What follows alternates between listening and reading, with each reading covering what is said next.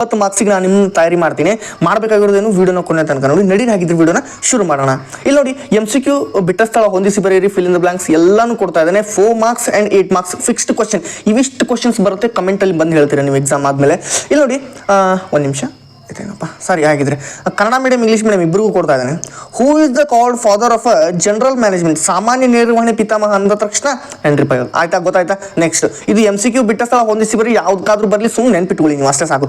Which organisational structure groups manpower based on different products manufactured, ಯಾವ ಸಂಘಟನೆ ರಚನೆಯಲ್ಲಿ ತಯಾರಾಗುವ ವಿವಿಧ ಉತ್ಪನ್ನಗಳ ಆಧಾರದ ಮೇಲೆ ಮಾನವ ಶಕ್ತಿಯನ್ನು ಗುಂಪು ಮಾಡಲಾಗಿದೆ. ಅಂದರೆ ವಿಭಾಗೀಯ ರಚನೆ, divisional structure.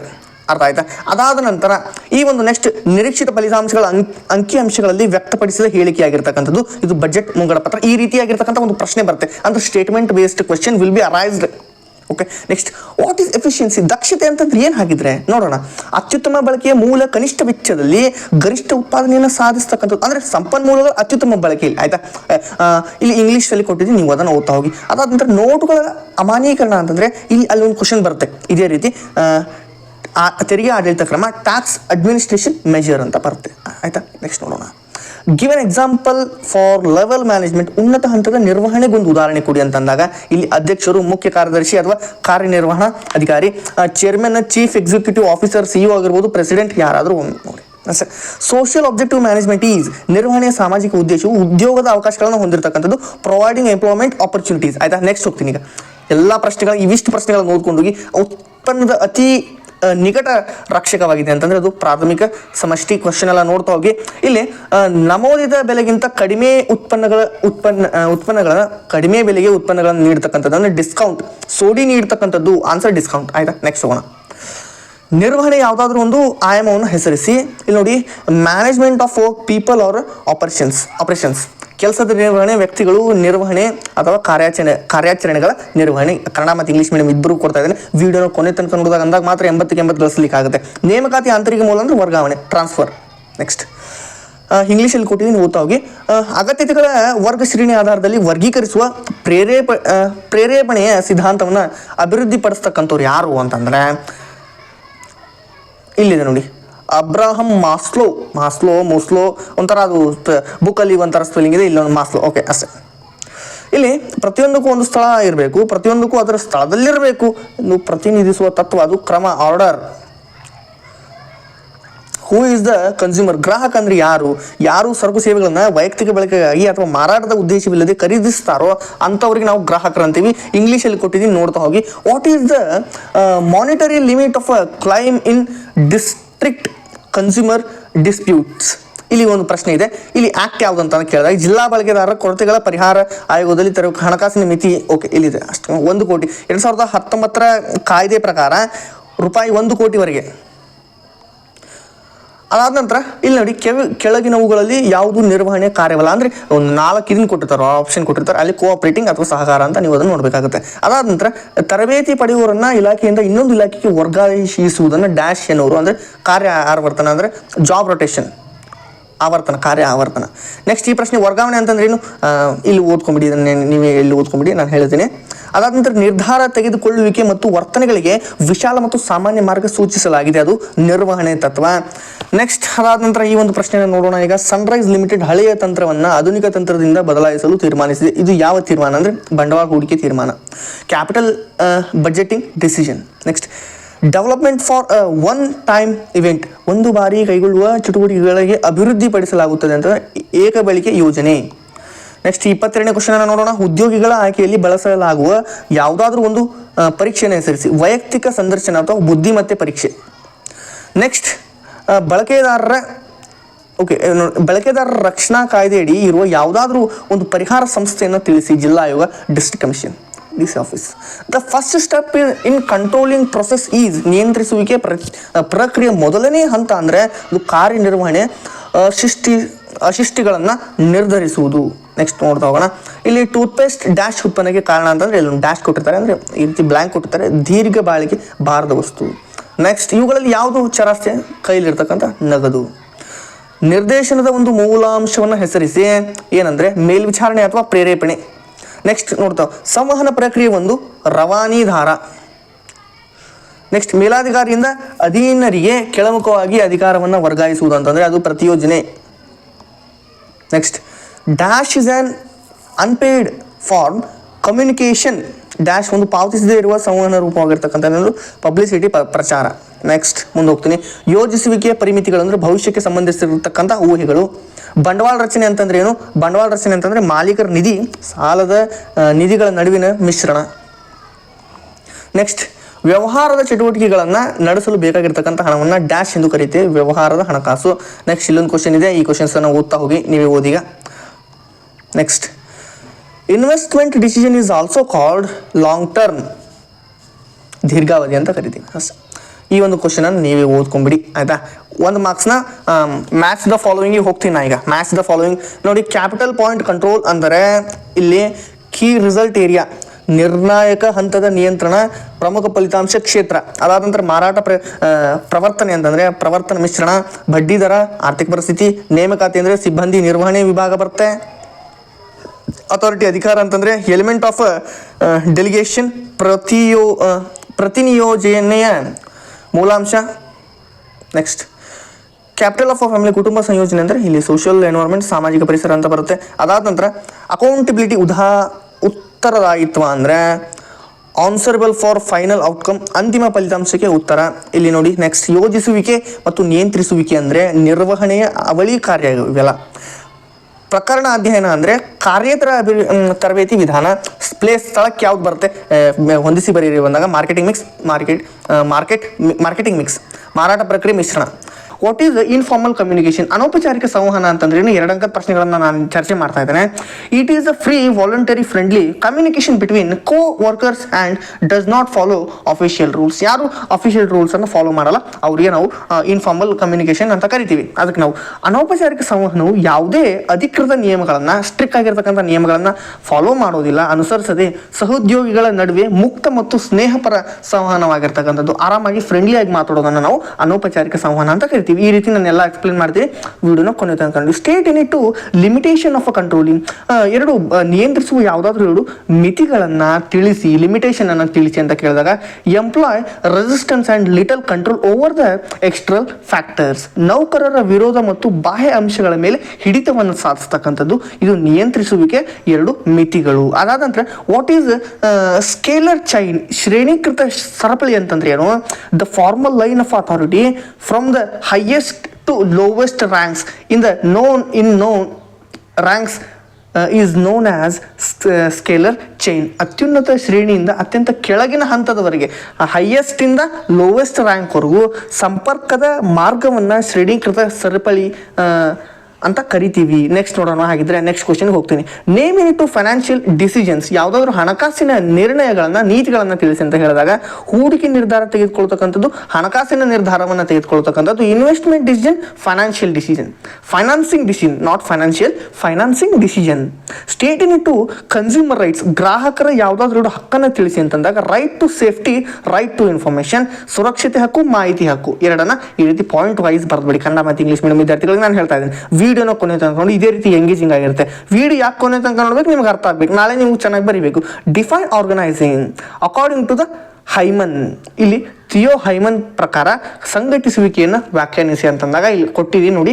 Organising the process of defining and grouping the activities of the enterprise, establishing authority, relationship. ಇಷ್ಟನ್ನು ನೆನ್ಪಿಟ್ಕೊಂಡ್ರೆ ಸಾಕಾಗುತ್ತೆ. ಸಂಘಟಿಸುವಿಕೆಯು ಸಂಸ್ಥೆಯ ಕಾರ್ಯಚಟುವಟಿಕೆಗಳನ್ನು ವ್ಯಾಖ್ಯಾನಿಸಿ, ಗುಂಪುಗೊಳಿಸಿ, ಅವುಗಳ ನಡುವೆ ಅಧಿಕಾರ ಸಂಬಂಧಗಳ ವ್ಯಾಪ್ತಿಯನ್ನು ಸ್ಥಾಪಿಸುವ ಒಂದು ಪ್ರಕ್ರಿಯೆಯಾಗಿದೆ. ಆಯಿತಾ. Write in two responsibilities of a consumer. ಮೊದಲೇ ಇಂಗ್ಲೀಷ್ ಮೀಡಿಯಂ ಕೊಟ್ಬಿಡ್ತೀನಿ ನಾನು. ಒಬ್ರು ಕಮೆಂಟಲ್ಲಿ ಹೇಳಿದ್ರು, ಸರ್ ನೀವು ಬರೀ ಇಂಗ್ಲೀಷ್ ಮೀಡಿಯಂ ಹೇಳ್ತೀರಾ, ಸೊ ಸಾರಿ ಅಬೌಟ್ ದಟ್. ಇಬ್ಬರಿಗೂ ನನಗೆ ಸಮಾನವಾಗಿ ಇಬ್ಬರಿಗೂ ಕರೆಕ್ಟಾಗಿ ಹೇಳ್ತಾ ಇದ್ದೀನಿ ನಾನು. ಗ್ರಾಹಕರ ಯಾವುದಾದ್ರೂ ಎರಡು ಜವಾಬ್ದಾರಿಗಳನ್ನ ಬರೀರಿ. ರೀಡಿಂಗ್ ಪ್ರಾಡಕ್ಟ್ ಲೇಬಲ್ಸ್, ಎಕ್ಸ್ಪೈರಿ ಡೇಟನ್ನು ನಾವು ನೋಡಬೇಕಾಗುತ್ತೆ. ವೆರಿಫೈಯಿಂಗ್ ದ ಪ್ರೈಸ್ ಅವ್ರು ಎಷ್ಟು ಹೇಳ್ತಾ ಇದ್ದಾರೆ ನಾವು ಅದನ್ನು ಕರೆಕ್ಟಾಗಿ ನೋಡ್ಕೋಬೇಕು. ಉತ್ಪನ್ನಗಳ ಲೇಬಲನ್ನು ನೋಡೋದು, ಮುಕ್ತಾಯ ದಿನಾಂಕವನ್ನು ನೋಡಲೇಬೇಕು, ಬೆಲೆಯನ್ನು ಪರಿಶೀಲನೆ ಮಾಡ್ತಕ್ಕಂಥದ್ದು. ಅರ್ಥ ಆಯ್ತಾ? ನೆಕ್ಸ್ಟ್ ಹೋಗ್ತೀನಿ. State in two semantic barriers of a communication, ಸಂವಹನ ಯಾವುದಾದ್ರೂ ಎರಡು ಶಬ್ದಾರ್ಥದ ಅಡಚಣೆಯನ್ನು ತಿಳಿಸಿ ಅಂತಂದಾಗ ಲ್ಯಾಂಗ್ವೇಜ್ ಬ್ಯಾರಿಯರ್. ಒಂದು ನಿಮಿಷ. Okay, language barrier and unclarified assumptions, ಭಾಷಾ ಅಡ್ಡಿ ಮತ್ತು ಶಬ್ದಾರ್ಥದ ಶ್ರವಣ ಅಡ್ಡಿ ಅಂತ ಬರಿಬಹುದು. Next, given it two examples of service marketing, ಸೇವೆಗಳ ಮಾರಾಟ ಪ್ರಕ್ರಿಯೆಗೆ ಯಾವುದಾದ್ರು ಎರಡು ಉದಾಹರಣೆಯನ್ನು ಕೊಡಿ. Electronic marketing, referral marketing, electronic marketing ಮತ್ತು ರೆಫರಲ್ ಮಾರ್ಕೆಟಿಂಗ್. ಕನ್ನಡ ಮತ್ತು ಇಂಗ್ಲೀಷ್ ಮೇಡಮ್ ಸೇಮ್ ಇದೆ. What is policy? What does it mean? Name policy. Policy is a general guidelines. Policy is a general guideline. At one general guideline, set of decisions provides a framework of actions and achieve goals ಇಷ್ಟನ್ನು ನೆನ್ಪಿಟ್ಕೋಬೇಕು. ನೀತಿ ಅಂತಂದರೆ ಒಂದು ಸಂಸ್ಥೆ ಮಾರ್ಗದರ್ಶನ ಸೂತ್ರ, ನಿರ್ಧಾರಗಳ ಸಮೂಹವಾಗಿರ್ತಕ್ಕಂಥದ್ದು ಅಷ್ಟೇ. State in it two limitation of a planning, ಯೋಜಿಸುವಿಕೆ ಯಾವುದಾದ್ರೂ ಎರಡು ಮಿತಿಗಳನ್ನು ತಿಳಿಸಿ. Planning is a time consuming and planning can be expensive.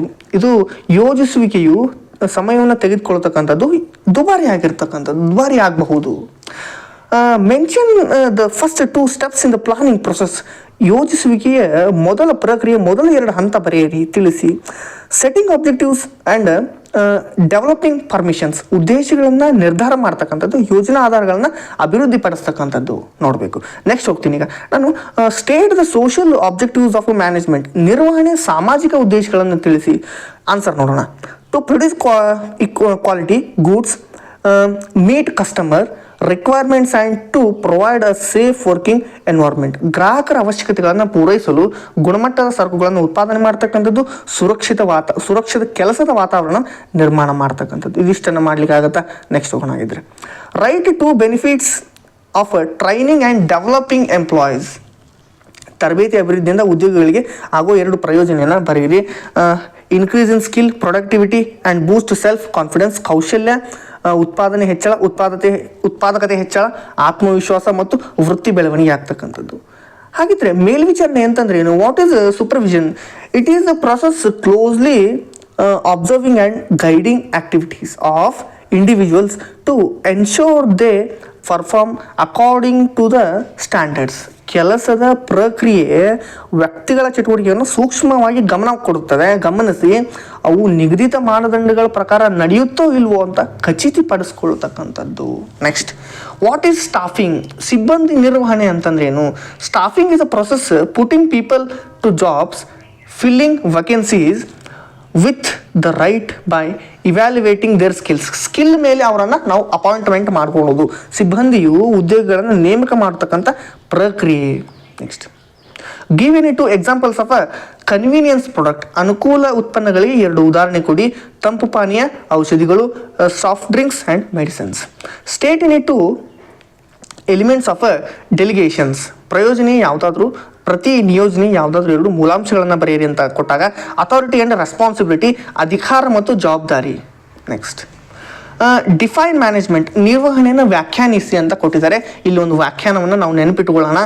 Management is art of getting things done through with the people in formally organised groups, hard work.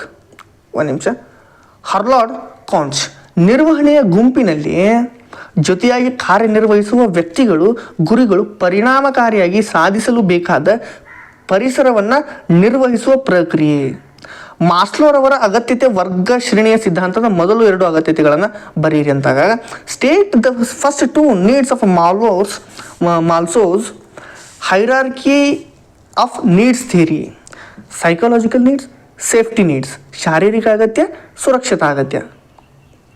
Right the twin objectives of a financial planning, ಹಣಕಾಸಿನ ಯೋಜನೆಯ ಅವಳಿ ಉದ್ದೇಶಗಳನ್ನು ಬರೆಯಿರಿ. To ensure availability of funds whenever required, to see that the aim does not rise resource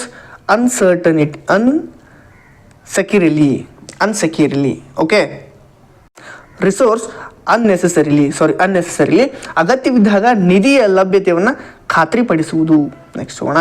name in two style of leadership, ನಾಯಕತ್ವದ ಯಾವುದಾದ್ರೂ 2 ಶೈಲಿಯನ್ನು ಬರೆಯಿರಿ, ಹೆಸರಿಸಿ ಅಂತ ಕೊಟ್ಟಾಗ, ಆಟೋಕ್ರಾಟಿಕ್ ಲೀಡರ್ಶಿಪ್, ಡೆಮೋಕ್ರಾಟಿಕ್ ಲೀಡರ್ಶಿಪ್, ಸರ್ವಾಧಿಕಾರಿ ನಾಯಕತ್ವ, ಪ್ರಜಾಪ್ರಭುತ್ವ ನಾಯಕತ್ವ. State any two organisational objectives management, ನಿರ್ವಹಣೆ ಎರಡು ಸಂಘಟನಾತ್ಮಕ ಉದ್ದೇಶಗಳನ್ನು ತಿಳಿಸಿ. ಅಸ್ತಿತ್ವ ಮತ್ತು ಲಾಭ, ಸರ್ವೈವಲ್, ಎಕ್ಸಿಸ್ಟೆನ್ಸ್ ಆ್ಯಂಡ್ ಪ್ರಾಫಿಟ್. ವಿಡಿಯೋನ ಕೊನೆಯಿಂದ ತನಕ ನೋಡ್ಬೇಕು, ಅಂದಾಗ ಮಾತ್ರ ಅರ್ಥ ಆಗ್ತಕ್ಕಂಥದ್ದು. State any two directions which consumer court issue to the opposite party, ಗ್ರಾಹಕ ನ್ಯಾಯಾಲಯವು ಕಕ್ಷಿದಾರನಿಗೆ ನೀಡಬಹುದಾದ ಎರಡು ನಿರ್ದೇಶನಗಳನ್ನು ತಿಳಿಸಿ. To remove defect goods, replace defective products, ದೋಷಪೂರಿತ ಉತ್ಪನ್ನಗಳನ್ನು ಹೆಸರೊಂದಿಗೆ ಬದಲಾಯಿಸುವುದು. Next, what is grape wine? ತುಂಬ ಇಂಪಾರ್ಟೆಂಟ್ ಪ್ರಶ್ನೆ. ದ್ರಾಕ್ಷಿ ಬಳ್ಳಿ ಸಂವಹನ ಅಂತಂದ್ರೆ ಏನು? Grape wine communication is an informal method of communicating that takes place in workspace. ದ್ರಾಕ್ಷಿ ಬಳ್ಳಿ ಸಂವಹನವು ಕೆಲಸದ ಸ್ಥಳದಲ್ಲಿ ನಡೀತಕ್ಕಂಥ ಅನೌಪಚಾರಿಕ ವಿಧಾನವಾಗಿದೆ, ಸಂವಹನವಾಗಿದೆ. ನೆಕ್ಸ್ಟ್ ಹೋಗೋಣ.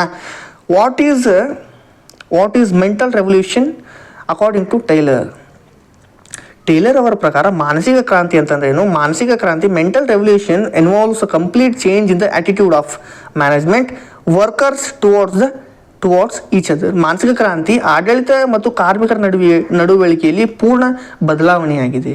ನೆಕ್ಸ್ಟ್ ಹೋಗ್ತೀನಿ ಈಗ. State any two personal barriers to communication, ಸಂವಹನದ ಎರಡು ವೈಯಕ್ತಿಕ ಅಡಚಣೆಗಳನ್ನು ತಿಳಿಸಿ ಅಂದಾಗ ಎಮೋಷನಲ್ ಆ್ಯಂಡ್ ಸೈಕಾಲಜಿಕಲ್ ಬ್ಯಾರಿಯರ್ಸ್, ಭಾವನಾತ್ಮಕ ಮತ್ತು ಮಾನಸಿಕ ಅಡಚಣೆಗಳು. Next, state any two importance of a planning, ಯೋಜಿಸುವಿಕೆ ಯಾವುದಾದ್ರೂ ಎರಡು ಪ್ರಾಮುಖ್ಯತೆಯನ್ನು ತಿಳಿಸಿ. Planning provides direction and reduce the skill ಮೊದಲು ನಾವು 8 ಅಂಕದ ಪ್ರಶ್ನೆಗಳನ್ನು ಒಂದೊಂದಾಗಿ ನೋಡ್ತಾ ಹೋಗೋಣ. ಸರಿ, ಹಾಗಿದ್ರೆ ನಿರ್ವಹಣೆ ಗುಣಲಕ್ಷಣಗಳನ್ನು ತಿಳಿಸಿ. 8 ಅಂಕಕ್ಕೆ ಪ್ರಶ್ನೆ ಬರ್ತಾ ಇರ್ತಕ್ಕಂಥದ್ದು. Explain the characteristics or features of a management. ಹಾಗಿದ್ರೆ ಆನ್ಸರ್ ನೋಡೋಣ.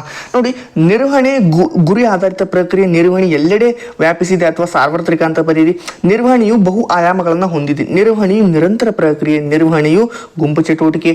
ನಿರ್ವಹಣೆಯು ಚಲನಶೀಲ ಕಾರ್ಯ. ನಿರ್ವಹಣೆಯು ಅಗೋಚರ ಶಕ್ತಿ. Management is a goal oriented person. Management is all precise. Management is a multi-dimensional continuous process, group activity, dynamic function, intangible force. ಇಷ್ಟನ್ನು ಬರೀಲಿಕ್ಕಾಗುತ್ತಾ? So ಒಂದು ಹೇಳ್ತೀನಿ, ಇದಕ್ಕೆ ನೀವು ಎಕ್ಸ್ಪ್ಲನೇಷನ್ ಕೊಡಬೇಕಾಗುತ್ತೆ, ಎಕ್ಸ್ಪ್ಲೈನ್ ಮಾಡ್ಬೇಕು ನೀವು. ನನ್ನ ಪಾಯಿಂಟ್ ಅಷ್ಟು ಹೇಳಿದ್ದೀನಿ. ಈಗ 7 ಪಾಯಿಂಟ್ ಬರಲೇಬೇಕು 8 ಮಾರ್ಕ್ಸಿಗೆ. ಅಷ್ಟನ್ನು ಕರೆಕ್ಟಾಗಿ ನೆನ್ಪಿಟ್ಕೊಳ್ಳಿ ವಿತ್ ಈ ಇಂಟ್ರೊಡಕ್ಷನ್ ಆ್ಯಂಡ್ ಕನ್ಕ್ಲೂಷನ್. ನೆಕ್ಸ್ಟ್ ಕ್ವಶನ್ಗೆ ಹೋಗೋಣವಾಗಿದ್ದರೆ, ಆಯ್ಕೆ ಪ್ರಕ್ರಿಯೆಯಲ್ಲಿ ಅನುಸರಿಸತಕ್ಕಂಥ ವಿವಿಧ ಹಂತಗಳನ್ನು ಬರೆಯಿರಿ. ಸೆಲೆಕ್ಷನ್ ಪ್ರೊಸೆಸ್, ಪೂರ್ವಭಾವಿ ಪರಿಶೀಲನೆ ಅಂತಂದರೆ ಪ್ರಿಲಿಮಿನರಿ ಸ್ಕ್ರೀನಿಂಗ್. ಅದಾದ ನಂತರ ಆಯ್ಕೆಯ ಪರೀಕ್ಷೆಗಳು, ಸೆಲೆಕ್ಷನ್ ಟೆಸ್ಟ್, ಬುದ್ಧಿವಂತ ಪರೀಕ್ಷೆ, ಯೋಗ್ಯತಾ ಪರೀಕ್ಷೆ, ವೃತ್ತಿ ಜ್ಞಾನದ ಪರೀಕ್ಷೆ, ವ್ಯಕ್ತಿತ್ವದ ಪರೀಕ್ಷೆ, intelligent test, aptitude test, trade test, personality test. ಆಯಿತಾ? ನೆಕ್ಸ್ಟ್ ಹೋಗೋಣವಾಗಿದ್ದರೆ ಉದ್ಯೋಗದ ಸಂದರ್ಶನ. ಪೆನ್ ಕಲರ್ ಚೇಂಜ್ ಮಾಡ್ಕೊತೀನಿ. ಓಕೆ, ನೆಕ್ಸ್ಟ್ ಉದ್ಯೋಗದ ಸಂದರ್ಶನ, ಎಂಪ್ಲಾಯ್ಮೆಂಟ್ ಇಂಟರ್ವ್ಯೂ, ಶಿಫಾರಸು, ಹಿನ್ನೆಲೆ ಪರಿಶೀಲನೆ, ರೆಫರೆನ್ಸ್ ಆ್ಯಂಡ್ ಬ್ಯಾಕ್ಗ್ರೌಂಡ್ ಚೆಕ್ಸ್. ಅದಾದ ನಂತರ ಆಯ್ಕೆ ನಿರ್ಧಾರ, ವೈದ್ಯಕೀಯ ಪರೀಕ್ಷೆ, ಉದ್ಯೋಗ ನೀಡಿಕೆ, ಉದ್ಯೋಗ ಒಪ್ಪಂದ, contract of employment, job offer, medical examination, selection decision. ಇಷ್ಟನ್ನು ಸೆಕೆಂಡ್ ಆನ್ಸರಿಗೆ ನಾವು ಬರೀಬೇಕಾಗುತ್ತೆ. ನೆಕ್ಸ್ಟ್, ನಿರ್ವಹಣೆ ಕಲೆ ಮತ್ತು ವಿಜ್ಞಾನವು ಎರಡೂ ಆಗಿದೆ ಅಂತ ಪರಿಗಣಿಸಿ. Management is consider both an art and science. Explain. Students must explain how management has features both theoretical knowledge and science and application art. ಅದನ್ನ ಎರಡನ್ನು ನೀವು ಬರೀಬೇಕಾಗುತ್ತೆ. ಆ ಒಂದು ಪ್ರಶ್ನೆಯನ್ನು ನೋಡ್ಕೊಳ್ಳಿ. ಸಮನ್ವತೆ ಅಂತಂದ್ರೆ ಏನು? ಸಮನ್ವತೆ ಗುಣಲಕ್ಷಣಗಳನ್ನು ಬರೆಯಿರಿ. ಇದು ಗುಂಪು. What is coordination. Explain the characteristics of coordination. ಸಮನ್ವತೆಯ ಗುಂಪು ಪರಿಶ್ರಮವನ್ನು ಸಂಯೋಜಿಸುತ್ತದೆ. Coordination integrates group efforts. Other points will be detailed as per text book. ನಿಮ್ಮ ಒಂದು ಟೆಕ್ಸ್ಟ್ ಬುಕ್ಕಲ್ಲಿ ಕೊಟ್ಟಿದ್ದೀನಿ, ಅದನ್ನು ಒಂದ್ಸಲ ನೋಡ್ಕೋಬೇಕಾಗುತ್ತೆ. ನೇಮಕಾತಿಯ ಯಾವುದಾದ್ರೂ 8 ಬಾಹ್ಯ ಮೂಲಗಳನ್ನು ಬರೆಯಿರಿ. External sources of requirement. ನೇರ ನೇಮಕಾತಿ, ಡೈರೆಕ್ಟ್ ರಿಕ್ವೈರ್ಮೆಂಟ್, ನೇರ ಸ್ವೀಕೃತಿ ಅರ್ಜಿಗಳು ಅಥವಾ ಸಾಂದರ್ಭಿಕ ಕರೆಗಳು, casual callers or unsolicited applications. Next, ಜಾಹೀರಾತು, ಅಡ್ವರ್ಟೈಸ್ಮೆಂಟ್, ದೂರದರ್ಶನ ಜಾಹೀರಾತು, ಟೆಲಿವಿಷನ್ ಅಡ್ವರ್ಟೈಸ್ಮೆಂಟ್, ಜಾಲತಾಣ ಪ್ರಕಟಣೆ ಅಥವಾ ವೆಬ್ ಪ್ರಕಟಣೆ, ವೆಬ್ ಪಬ್ಲಿಷಿಂಗ್. ಉದ್ಯೋಗ ನೇಮ ಕೇಂದ್ರಗಳು, ಎಂಪ್ಲಾಯ್ಮೆಂಟ್ ಚೇಂಜಸ್, ಆವರಣ ನೇಮಕಾತಿ, ಕ್ಯಾಂಪಸ್ ರಿಕ್ವೈರ್ಮೆಂಟ್. ಅದಾದ ನಂತರ ಉದ್ಯೋಗಿಗಳ ಶಿಫಾರಸ್ಸು, ರೆಕಮೆಂಡೇಶನ್ ಆಫ್ ಎಂಪ್ಲಾಯೀಸ್. ನೆಕ್ಸ್ಟ್, ಮಾರಾಟ ಪ್ರಕ್ರಿಯೆ, ಮಾರುಕಟ್ಟೆ ನಿರ್ವಹಣೆ ಯಾವುದಾದ್ರೂ 8 ಕಾರ್ಯಗಳನ್ನು ಬರೆಯಿರಿ, ವಿವರಿಸಿ. Explain in 8 functions of market marketing management, ಮಾರುಕಟ್ಟೆ ಮಾಹಿತಿಯನ್ನು ಸಂಗ್ರಹಿಸುವುದು ಮತ್ತು ವಿಶ್ಲೇಷಣೆ ಮಾಡ್ತಕ್ಕಂಥದ್ದು. Gathering analysing market information, market planning, ಮಾರುಕಟ್ಟೆ ಪ್ರಕ್ರಿಯೆಯನ್ನು ಯೋಜನೆ ಮಾಡ್ತಕ್ಕಂಥದ್ದು. ಶಿಷ್ಟೀಕರಣ ಮತ್ತು ಶ್ರೇಣೀಕರಣ, ಸ್ಟ್ಯಾಂಡರ್ಡೈಸೇಷನ್ ಮತ್ತು ಗಾರ್ಡಿಂಗ್. ನೆಕ್ಸ್ಟ್ ಮುದ್ರೆ ಹಾಕುವಿಕೆ, ಬ್ರ್ಯಾಂಡಿಂಗ್, ನೇರ ಗ್ರಾಹಕರ ನೇರ ಸೇವೆಗಳು, ಕಸ್ಟಮರ್ ಸಪೋರ್ಟ್ ಸರ್ವಿಸ್, ವಸ್ತುವಿನ ಬೆಲೆಯನ್ನು ನಿಗದಿಪಡಿಸುವುದು, ಪ್ರೈಸಿಂಗ್ ಆ್ಯಂಡ್ ಪ್ರಾಡಕ್ಟ್ ಪರಿವರ್ತನೆ, ಪ್ರಮೋಷನ್, ಭೌತಿಕ ವಿತರಣೆ ಅಂತಂದರೆ ಫಿಸಿಕಲ್ ಡಿಸ್ಟ್ರಿಬ್ಯೂಷನ್, ಸಾರಿಗೆ ಅಂದರೆ ಟ್ರಾನ್ಸ್ಪೋರ್ಟೇಷನ್. ಇದಿಷ್ಟನ್ನು ನಾವು ನೋಡ್ಕೋಬೇಕಾಗುತ್ತೆ. ನೆಕ್ಸ್ಟ್ ನಿರ್ದೇಶಿಸುವಿಕೆ ತತ್ವಗಳನ್ನು ಬರೆಯಿರಿ ಅಂತಕ್ಕಂಥ 7ನೇ ಪ್ರಶ್ನೆಯನ್ನು ನಾನು ಚರ್ಚೆ ಮಾಡ್ತಾ ಇದ್ದೇನೆ. ಗರಿಷ್ಠ ವ್ಯಕ್ತಿಗತ ಕೊಡುಗೆ, ಮ್ಯಾಕ್ಸಿಮಮ್ ಇಂಡಿವಿಜುವಲ್ ಕಾಂಟ್ರಿಬ್ಯೂಷನ್, ಉದ್ಯೋಗಿಗಳ ಸಾಮರಸ್ಯ, ಹಾರ್ಮನಿ ಆಫ್ ಅಬ್ಜೆಕ್ಟಿವಿಟೀಸ್. ಅದಾದ ನಂತರ ಇಲ್ಲಿ ಏಕರೂಪ ಆಜ್ಞೆ, ಯೂನಿಟಿ ಆಫ್ ಕಮಾಂಡ್, ನಿರ್ದೇಶಿಸುವಿಕೆ ತಂತ್ರದ ಸೂಕ್ತತೆ, ಅಪ್ರೋಪ್ರಿಯೇಟಿಯಸ್ನೆಸ್, ಡೈರೆಕ್ಷನ್, ಟೆಕ್ನಿಕ್. ಅದಾದ ನಂತರ ನಿರ್ವಹಣೆ, ಸಂವಹನ, ಮ್ಯಾನೇಜರಿಯಲ್ ಕಮ್ಯುನಿಕೇಷನ್, ಅನೌಪಚಾರಿಕ ಸಂಘಟನೆ ಬಳಕೆ, ಯೂಸ್ ಆಫ್ ಇನ್ಫಾರ್ಮಲ್ ಆರ್ಗನೈಸೇಷನ್, ನಾಯಕತ್ವ, ಲೀಡರ್ಶಿಪ್, ಅನುಪಾಲನೆ, ಫಾಲೋ ಥ್ರೂ. ಬೆಲೆ ನಿರ್ಧಾರಣೆ ಅಂತಂದ್ರೇನು? ಬೆಲೆ ನಿರ್ಧಾರಣೆ ಮೇಲೆ ಪ್ರಭಾವ ಬೀರ್ತಕ್ಕಂಥ ಅಂಶಗಳು. What is pricing? Explain the factors of affecting price determination. ಉತ್ಪನ್ನದ ವೆಚ್ಚ, ತುಷ್ಟಿಗುಣ ಮತ್ತು ಬೇಡಿಕೆ, ಮಾರುಕಟ್ಟೆಯಲ್ಲಿ ಇರ್ತಕ್ಕಂಥ ಪೈಪೋಟಿ ಮಿತಿ, ಸರ್ಕಾರದ ಕಾನೂನು ನಿಬಂಧನೆಗಳು, ಬೆಲೆ ನಿಗದಿ ಉದ್ದೇಶಗಳು ಇಲ್ಲಿ ಎಲ್ಲ ಕೊಟ್ಟಿದ್ದೀನಿ. ನೀವು ಇದನ್ನು ಓದಬೇಕಾಗತ್ತೆ. ಆಯಿತಾ? ನೆಕ್ಸ್ಟ್ ಹೋಗ್ತೀನಿ ನಾನು. ಹಾಗಿದ್ರೆ ನಿರ್ವಹಣೆ 3 ಹಂತದ ಚಟುವಟಿಕೆಯಾಗಿದೆ. ನಿರ್ವಹಣೆ ಹಂತಗಳನ್ನು ಒಂದು ಸುಂದರ ಚಿತ್ರವನ್ನಾಗಿಸಿ ತೋರಿಸಿ ಪರಸ್ಪರ ವಿವರಣೆಯನ್ನು ಕೊಡಿ ಅಂತ ಕೊಟ್ಟಿದ್ದಾರೆ. ಸೊ ಇದನ್ನು ನಾನು ಇಲ್ಲಿ ಆನ್ಸರ್ ಅಷ್ಟೇ ಕೊಡ್ತೀನಿ ನೋಡಿ. ನೀವು ಡ್ರಾ ದ ಡೈಗ್ರಾಮ್, ನೀವು ಡೈಗ್ರಾಮನ್ನು ಡ್ರಾ ಮಾಡಬೇಕಾಗುತ್ತೆ. ಉತ್ಪನ್ನದ ಹಂತದ ನಿರ್ವಹಣೆ, ಮಧ್ಯಮ ಹಂತದ ನಿರ್ವಹಣೆ, ಮೇಲ್ವಿಚಾರಣೆ ಅಥವಾ ಕಾರ್ಯಾಚರಣೆ ಹಂತದ ನಿರ್ವಹಣೆ, ಸೂಪರ್ವೈಸರ್, ಆಪರೇಟ್. ಓಕೆ, ನೀವು ಡೈಗ್ರಾಮನ್ನು ತೆಗಿಬೇಕು. ಹಾಗಿದ್ರೆ ನೆಕ್ಸ್ಟ್ ಕ್ವಶನ್ ಅನ್ನು ನೋಡೋದಾದರೆ, ಜಾಹೀರಾತು ಮತ್ತು ವೈಯಕ್ತಿಕ ಮಾರಾಟಗಳ ನಡುವಿರ್ತಕ್ಕಂಥ ಯಾವುದಾದ್ರೂ 8 ವ್ಯತ್ಯಾಸಗಳನ್ನು ತಿಳಿಸಿ. ಇಲ್ಲಿ ಕೊಟ್ಟಿದ್ದೀನಿ, ನೀವು ನೋಡ್ತಾ ಹೋಗ್ಬೇಕು ಅದನ್ನು. ಸಂವಹನ ಪರಿಣಾಮಕಾರಿತ್ವವನ್ನು ಸುಧಾರಿಸಲು ಅಳವಡಿಸಿಕೊಳ್ಬೇಕಾದ ಯಾವುದಾದ್ರೂ 8 ಸೂಕ್ತ ಕ್ರಮಗಳನ್ನು ಬರೀರಿ. ಸಂವಹನ ಮೊದಲು ಸ್ಪಷ್ಟೀಕರಣ ಬಳಕೆ. ಇಲ್ಲಿ 8 ಪಾಯಿಂಟ್ಸ್ ಇದೆ, ಅದನ್ನು ನೀವು ನೋಡ್ಕೋಬೇಕಾಗತ್ತೆ. ನೆಕ್ಸ್ಟ್ 4 ಮಾರ್ಕ್ಸ್ ಕ್ವೆಶನ್ನ ನಾವು ನೋಡೋದಾದರೆ, ಈಗ 4 ಅಂಕದ ಪ್ರಶ್ನೆಗಳನ್ನು ನಾನು ನೋಡ್ತಾ ಹೋಗ್ತೀನಿ. ವಿಡಿಯೋನ ಕೊನೆ ತನಕ ನೋಡಿ. ಆನ್ಸರ್ ಕೂಡ ಇಲ್ಲಿ ಚರ್ಚೆ ಮಾಡ್ತಾ ಇದ್ದೇನೆ ನಾನು. ವ್ಯವಹಾರ ಪರಿಸರದ 4 ಲಕ್ಷಣ: ಬಾಹ್ಯ external sources, specific general forces, dynamic nature, uncertainty, complexity, ಸಾಪೇಕ್ಷತೆ, ರಿಲೇಟಿವಿಟಿ. ಸಂಘಟಿಸುವಿಕೆ ಎಂದರೇನು? ಆನ್ಸರನ್ನು ಕೊಟ್ಟಿದ್ದೀನಿ. ಕಾರ್ಯ ಸಂಬಂಧಗಳ ಸ್ಪಷ್ಟತೆ, ಸಂಪನ್ಮೂಲಗಳ ಅತ್ಯುತ್ತಮ ಬಳಕೆ, ಬದಲಾವಣೆ ಹೊಂದಿಕೊಳ್ಳುವುದು, ಪರಿಣಾಮಕಾರಿ ಆಡಳಿತ, ಸಿಬ್ಬಂದಿ ಅಭಿವೃದ್ಧಿ. ಎಲ್ಲ ಪ್ರಶ್ನೆಯನ್ನು ನೀವು ನೋಡ್ತಾ ಹೋಗಿ. ಇಂಗ್ಲೀಷಲ್ಲೂ ಕೊಟ್ಟಿದ್ದೀನಿ. ನೋಟುಗಳ ಅಮಾನ್ಯೀಕರಣದ ಡಿಮಾನಿಟೈಸೇಷನ್ ಲಕ್ಷಣಗಳನ್ನು ಬರೆಯಿರಿ. ಇಲ್ಲಿ ಕೊಟ್ಟಿದ್ದೀನಿ ಆನ್ಸರ್ನ, ನೀವೇ ಇದನ್ನು ಎಕ್ಸ್ಪ್ಲೇನ್ ಮಾಡ್ತಾ ಹೋಗಬೇಕಾಗುತ್ತೆ. ಮುದ್ರೆ ಅಥವಾ ಹೆಸರು, ಬ್ರ್ಯಾಂಡ್ ನೇಮ್ ಆಯ್ಕೆ ಮಾಡುವಾಗ ಗಮನದಲ್ಲಿರಿಸಬೇಕಾದ ಯಾವುದಾದ್ರು 4 ಪರಿಗಣನೆಯನ್ನು ತಿಳಿಸಿ. FW ಟೇಲರ್ ಅವರ ವೈಜ್ಞಾನಿಕ ನಿರ್ವಹಣೆ ತತ್ವಗಳನ್ನು ಬರೆಯಿರಿ. ಇಲ್ಲಿ ಕೊಟ್ಟಿದ್ದೀನಿ 3, ಇಷ್ಟನ್ನು ಬರೀಬೇಕಾಗುತ್ತೆ. ತರಬೇತಿ ಹಾಗೂ ಅಭಿವೃದ್ಧಿ ಚಟುವಟಿಕೆಗಳ ಉದ್ಯೋಗಗಳಿಗೆ ಹೇಗೆ ಪ್ರಯೋಜನಕಾರಿಯಾಗಿದೆ? ಆನ್ಸರ್ ಇಲ್ಲಿದೆ ನೋಡಿ. ಸಿಬ್ಬಂದಿ ನಿರ್ವಹಣೆಯಲ್ಲಿ ನೇಮಕಾತಿಯಲ್ಲಿ ಯಾವುದಾದ್ರೂ 4 ಆಯ್ಕೆ ಪರೀಕ್ಷೆಗಳನ್ನು ವಿವರಿಸಿ. ನೆಕ್ಸ್ಟ್ ಯಾವುದಾದ್ರೂ 4 ಹಣಕಾಸಿನ ಮತ್ತು ಹಣಕಾಸೇತರ ಉತ್ತೇಜಕಗಳನ್ನು ಬರೆಯಿರಿ. ನಾನ್ ಫೈನಾನ್ಷಿಯಲ್ ಇನ್ಸೆಂಟಿವ್ಸ್ ಇಲ್ಲಿ ಕೊಟ್ಟಿದ್ದೀನಿ. ಬೋನಸ್ಸು, ಲಾಭದ ಹಂಚಿಕೆ, ನಿವೃತ್ತಿ ಪ್ರಯೋಜನ, ವೇತನ ಮತ್ತು ಭತ್ಯೆಗಳು. ಹಣಕಾಸೇತರ ಉತ್ತೇಜಕಗಳು ಅಂತಂದರೆ ಅಂತಸ್ತು, ವೃತ್ತಿ ಉತ್ತೀರ್ಣ ಅವಕಾಶಗಳು, ಉದ್ಯೋಗ ಭದ್ರತೆ, ನೌಕರರ ಭಾಗವಹಿಸುವಿಕೆ ಇಲ್ಲ. ಜಾಹೀರಾತಿನ ಅನುಕೂಲತೆಗಳು ಯಾವುದಾದ್ರೂ 4 ಆಕ್ಷೇಪಣೆಗಳನ್ನು ಸಂಕ್ಷಿಪ್ತವಾಗಿ ಬರೆಯಿರಿ. ಅನುಕೂಲತೆಗಳು: ಸಮೂಹ ತಲುಪುವಿಕೆ, ಗ್ರಾಹಕ ತೃಪ್ತಿ, ಭರವಸೆಯನ್ನು ಹೆಚ್ಚಿಸುವಿಕೆ, ಅಭಿವ್ಯಕ್ತಿಸುವಿಕೆ, ಮಿತವ್ಯಯ, ಎಕನಾಮಿ. ವಿಕೇಂದ್ರೀಕರಣ ಅಂತಂದ್ರೆ ಏನು? ಅದರ ಪ್ರಾಮುಖ್ಯತೆಯನ್ನು ಬರೆಯಿರಿ. ಇನ್ಸ್ಟ್ರಕ್ಷನ್ಸ್ ಇಲ್ಲಿ definition, decentralisation and its benefit, ಇಂಪಾರ್ಟೆನ್ಸನ್ನು ಬರೀಬೇಕಾಗುತ್ತೆ, ಕೊಟ್ಟಿದ್ದೀನಿ. ನೆಕ್ಸ್ಟ್ ನಿಯಂತ್ರಿಸುವಿಕೆ ಒಳಗೊಂಡಿರ್ತಕ್ಕಂಥ ಮಿತಿಗಳನ್ನು ಬರೀರಿ. 4 ಪಾಯಿಂಟ್ಸ್ ಅಷ್ಟೇ ಬರೀರಿ.